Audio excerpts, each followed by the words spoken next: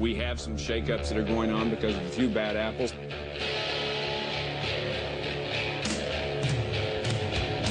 Some people call me a bad apple.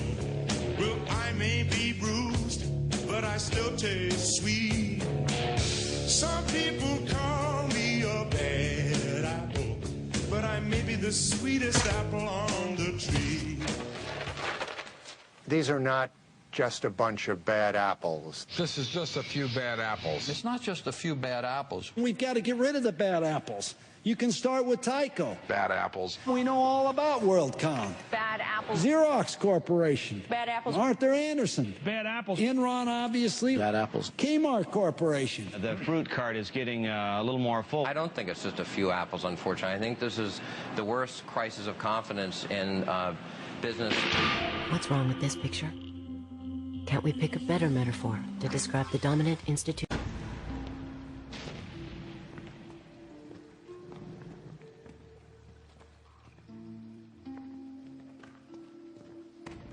There was an interesting connection between the rise of fascism in Europe and the consciousness of politically radical people about corporate power, because there was a recognition that fascism rose in Europe with the help of enormous corporations.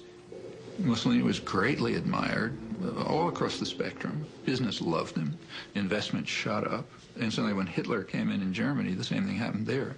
Investment shot up in Germany. He had the workforce under control. He was getting rid of dangerous left-wing elements. Investment opportunities were improving. There was no problems. These are wonderful countries. I think one of the greatest untold stories of the 20th century is the collusion between corporations, especially in America, and Nazi Germany.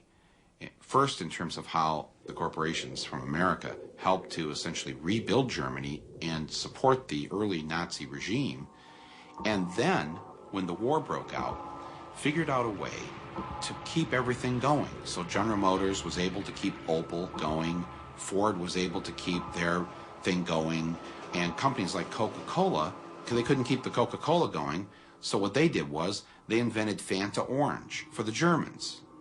And that's how Coke was able to keep their profits coming in to Coca-Cola. So when you drink Fanta Orange, that's the Nazi drink. That was created so that Coke could continue making money while millions of people died. When Hitler came to power in 1933, his goal was to dismantle and destroy the Jewish community. This was an enterprise so fast that it required the resources of a computer. But in 1933, there was no computer. What there was the IBM punch card system, which controlled and stored information based upon the holes that were punched in various rows and columns. Naturally, there was no off-the-shelf software as there is today. Each application was custom designed, and an engineer had to personally configure it. Millions of people of all religions and nationalities and characteristics went through the concentration camp system. That's an extraordinary traffic management program that required an IBM system in every railroad direction and an IBM system in every concentration camp.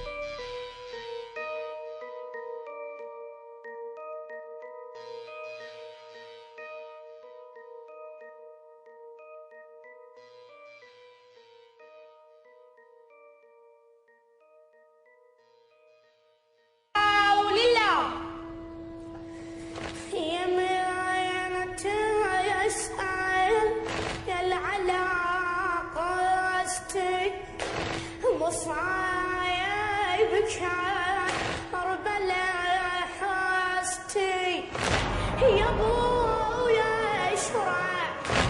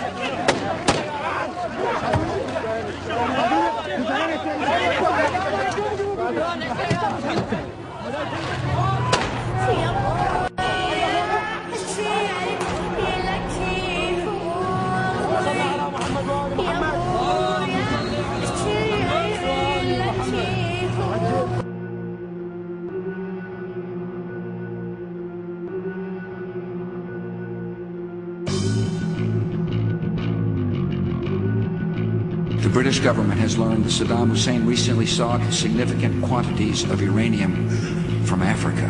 8 days later, when Secretary Powell addressed the UN about weapons of mass destruction, he deliberately left out any reference to attempts to buy uranium from Africa. I didn't use the uranium at that point because I didn't think that was sufficiently strong. I think what will happen is we'll discover people who will tell us where to go find it. You're not going to find it simply in a house-to-house search. You're going to find it when people start to talk to you. It is not like a treasure hunt where you just run around looking everywhere hoping you find something. I just don't think that's going to happen. The inspectors didn't find anything, and I doubt that we will.